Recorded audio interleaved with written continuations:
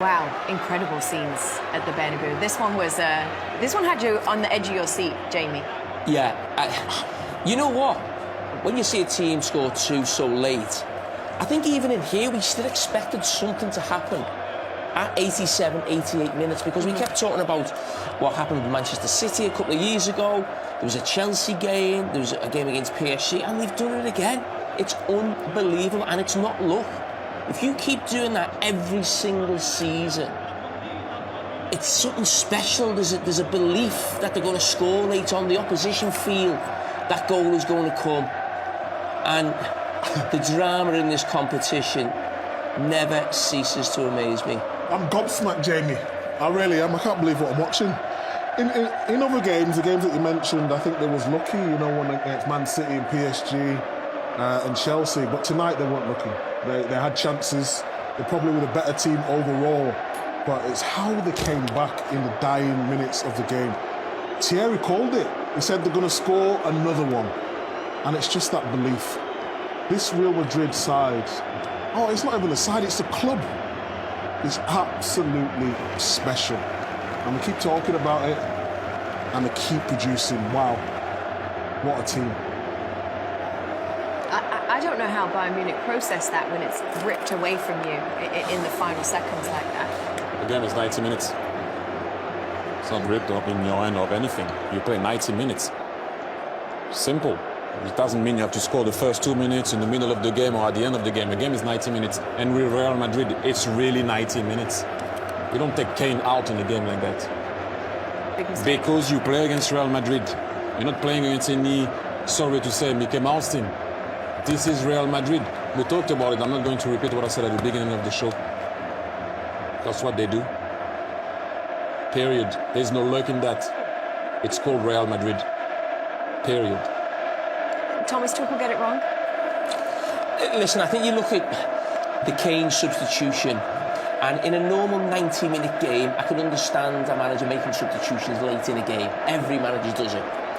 And it's easy to say when it doesn't go your way, he got it wrong. But I think there is something about when a game can go to extra time. Now, this game didn't go to extra time. But my point is, if Madrid do score a late one and it goes to extra time, you've got half an hour without maybe the best striker in world football, certainly in the top two. Well, this match was brought to you by FedEx, UEFA Champions League official sponsor.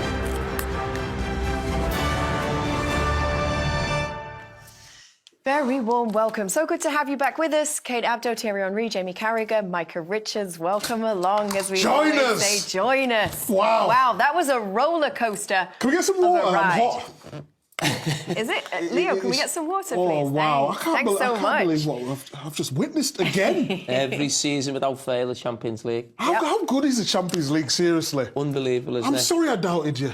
Me? I always said the Premier League was... This is the best competition to win. Look at the drama. It's ridiculous. So you with me now? I'm with you. I'm with you. Had you wanted Bayern to go through? Because I almost thought you looked disappointed when things switched around. Wow, no, I'm not disappointed. No, it wasn't. It was just the way it was done. You know, the last 10 minutes of the game, you're thinking... Isn't that what's special? Yeah, that is what is special about it. Of course it is. And he's a special man, Ancelotti. He's a lovable manager. He believes in his team. He will never put you down, always have good words about you. Very positive. Very happy for him at the end of the day. And yeah, look at, they're already saying, let's go for the 15th one. Yeah, I mean, like I said, you know, I'm just not surprised. This is how great they are. Yeah. You're not surprised anymore that they do that. I've seen it so many times. I played against them in Spain, and you kind of like, as long as the ref doesn't blow the whistle, the way you play against Real Madrid is you play until the ref blow the whistle, even if you're 4-0 up. You have to play hard. You leave them a little door, a little space, they'll take it. Can I ask you, manager, you know a manager too, what makes Ancelotti so special? Please, tell me. Well, you have people that are made to manage big teams.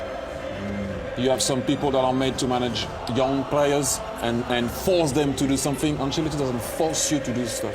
it convinces you to do stuff. That's a different ball game. It speaks to you, it speaks to your brain, and allows you to go on the field within its structure to play and be active in that structure. Obviously, you have rules that you need to do, but it doesn't try to take control of what type of player you can be. And that's vital. He's a great guy, great human being too, and he's one of the only coach, I will be honest, and we said it so many times, wherever he went, we don't hear anyone saying bad stuff about Ancelotti. You often sometimes see players sad when he leaves. You see players going to celebrate with him. I'm sure you remember the Chelsea boys. So there's never smoke without fire. This guy is special. He went back to Madrid and he's again on the verge of maybe winning another one. Just won La Liga, obviously Real Madrid at the weekend as well. Now with a comeback win against the Bayern Munich in the second leg of the Champions League semi-final. If you're talking about kind of momentum going into the final at Wembley, Jamie, does that play a role? Oh, they'll be huge favourites. I actually think Borussia Dortmund will be devastated as well. They will, because you're playing Real Madrid in the European Cup final. Now, they have felt they know Bayern Munich better. They beat them the last time they played them away from home.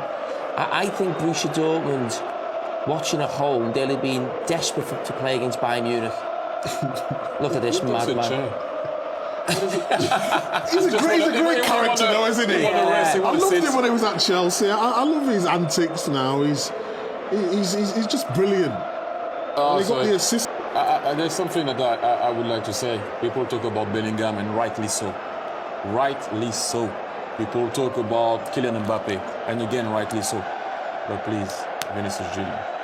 I tell you why he didn't score. But what I like with him is the way he wants the ball, the way he pushes things. He never gives up. It was difficult. Nobody wanted the ball at one point for Real Madrid. He was coming, attacking, creating. The amount of time he put that ball in the box, dribbling past Kimmich on the side. I simply think that at the moment, people always give a lot of credit to this man, and he deserves it. Do not sleep on this man. For me, that's his team. Do you think him and Mbappe are the two best players in the world right now? And then maybe the third one is maybe this year you can add Bellingham. Well, it looks like they might play together. All the best. Oh, wow. Who's going to defend, though? We're going to go very quickly over to the Bernabeu, to Madrid, where we can join live right now. Alessandro, stadium, the Bernabeu. How did you live that experience, that game? What can we add, guys? I mean, it's unbelievable. There's a little wind at some point. You don't see it coming, you don't feel it, but it came, and boom, boom, bye-bye. That's it. It's unbelievable. I mean, the way that that everybody believed that in Real Madrid family, in Real Madrid squad, with the fans, now becomes something that also the opponent start to believe it, because it happened all the time. So when the last minutes come, maybe got a little bit scared, maybe you got confused a little bit. I don't know what's happened, because the little mistake from Neuer that was the best on the pitch till that moment, unbelievable. Maybe the most easier ball that you can save it, and then create another wave. I mean, it was incredible. Well, who's going to bet against Real Madrid? Let me disclose a little conversation that Alessandro Alpiero was having with Clarence Seedorf just after the game. We crossed paths, and they didn't talk about tactics. They didn't even talk about players. They were talking about the magic of the Bernabeu, the mentality of the players, that they never believed they could lose, even though it looked like it was going to get away from their hands. The faith that things would be turned around. The noise in the stadium. We sometimes feel that football is that for two or graphics or videos. There is something that you cannot explain that happens at the Bernabeu far too often to be saying that it just happens by chance. It is not by chance. It's a bunch of things. We don't know exactly what it is. Let's call it magic, but certainly that happened today again.